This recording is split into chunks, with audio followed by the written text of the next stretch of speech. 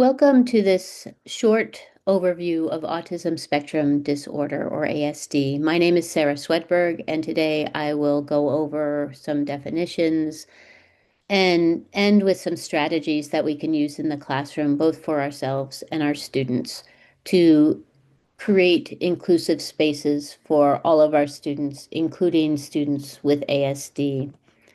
I wanted to start with a brief definition. Autism spectrum disorder is a neurodevelopmental disorder that impairs the ability to communicate and interact with others, but in its name is spectrum, and we sometimes talk about students being on the spectrum, which means that the characteristics can be very, very different from one another. It can range from uncustomary gait or bodily movements, difficulties with communication skills. Some of the shared attributes are often what is labeled here as poor social skills, and that is because for people with ASD, there is no gray. There is black and white. There is clear instructions, clear definitions, and things that are unclear. They do not understand sarcasm. They are not good at reading emotions, both their own emotions and other emotions. And so that social negotiation can be very, very difficult. So, in this presentation, in a minute, I'm going to address some of the ways that we can create a place that works with those characteristics to create a classroom where people with ASD, as well as other students, can thrive. But first, just some potential effects on development. Um, Physically, there may be some things, again, like an uncustomary gait, ways of walking or moving. Maybe verbally, they are speaking in ways that seem odd to neurotypical people. Many have sensory sensitivities, loud noises, certain kinds of lights can really bother them. Cognitively, they're, they people with ASD, students with ASD, there isn't a typical cognitive development for them. Some of the people with ASD are both exceptional in the fact that they have this disability, but they are also gifted in language or math or some other field. And so they are twice exceptional. And this occurs quite frequently.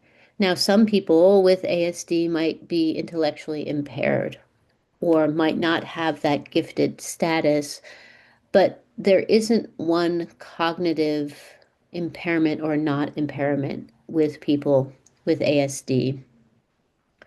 Functionally, it is again a black and white thing. They are can be very, very good at details and not necessarily see the big picture.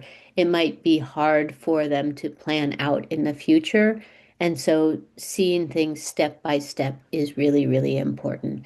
And again, those social skills are sometimes the hardest ones for them to negotiate because it is hard for people with ASD to recognize their own emotions, and even harder for them to read the emotions in other people. Um, and so I will talk about some of the ways that we can address this as educators.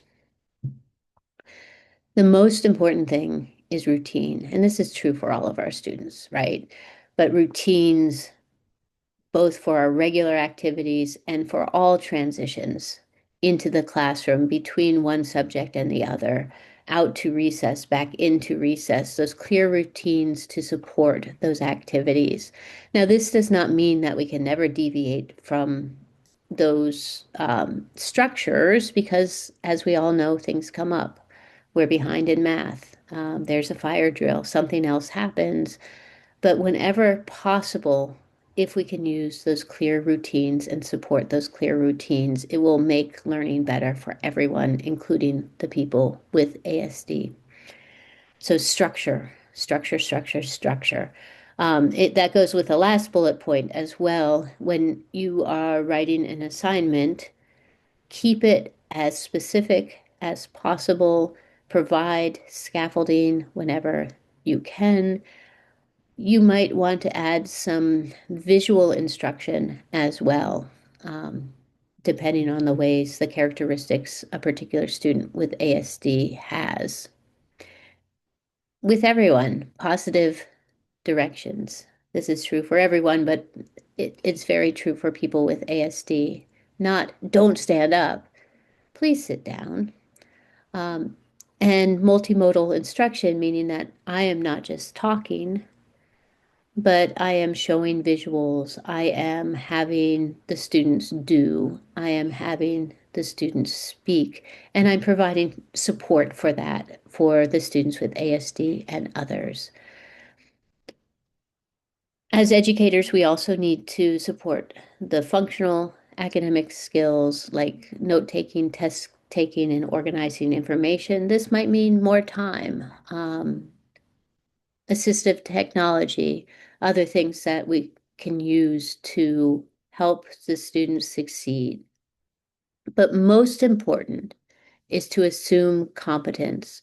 There are so many testimonials from people with autism and their loved ones that they or their child was underestimated despite their brilliance, despite going on and having great success in their field.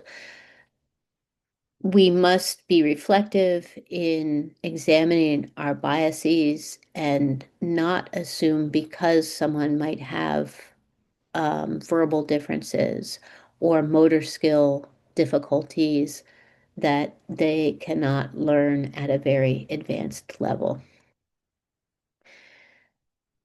Going to start from the bottom here. Routine, routine, routine, routine, repetition, repetition, repetition. I've already said this, but this is the most important thing for our students with ASD, as well as certainly our other students as well.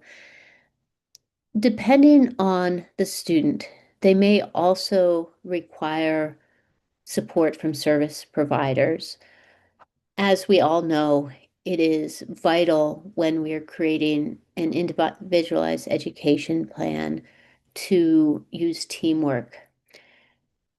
We should also go a step further and create spaces where those team members can come in and be with a student in the classroom. If we really believe in inclusive education, we shouldn't always be sending a student out, though that might sometimes be necessary, but we should be inviting people in as well. Can the student learn better with those either therapists or others in the classroom, assisting them in the ways that they need to learn?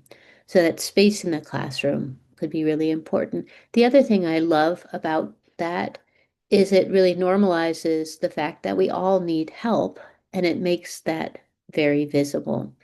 There's assistive technology. Um, what all of the research says is unstructured time is the hardest, right? Free play, recess, anytime where you say, oh, just, we have 10 minutes, just go do whatever. We need to provide structure in that time period. Why don't you play this game with so and so? Right? Why don't we work together on this? Why don't you read this book? That structure is super important. And lastly, how do we think about inclusion in terms of the students' peers? Now, one of the most important things always is privacy. A student may very well disclose their diagnosis. They may very well tell others, I'm autistic or I have ASD. But we should never, ever, ever, ever disclose that to anybody else. If we are going to talk specifically about ASD in our classroom, we need to talk to the families and talk to the student first. They may not want others to know about an autism diagnosis. They may be uncomfortable with autism specific education. If the student feels like protecting privacy is of utmost importance, that they do not want to disclose that diagnosis, there are plenty of ways that we can use general inclusion and acceptance education focused on difference, focus on recognizing strength. And I know we all do this anyways. We learn in different ways. We interact with the world in different ways. It doesn't make us lesser or better. It makes us human, right? How do we recognize that in everyone in the classroom? And lastly, we always model our behavior and communication when we address students with ASD and all of our students. We make sure we are using inclusive language. We make sure we are never using any language that could be harmful. And we show what it's like to say, oh, that's a really interesting way of looking at this problem. Who else can build on that so that we bring people in instead of pushing people out?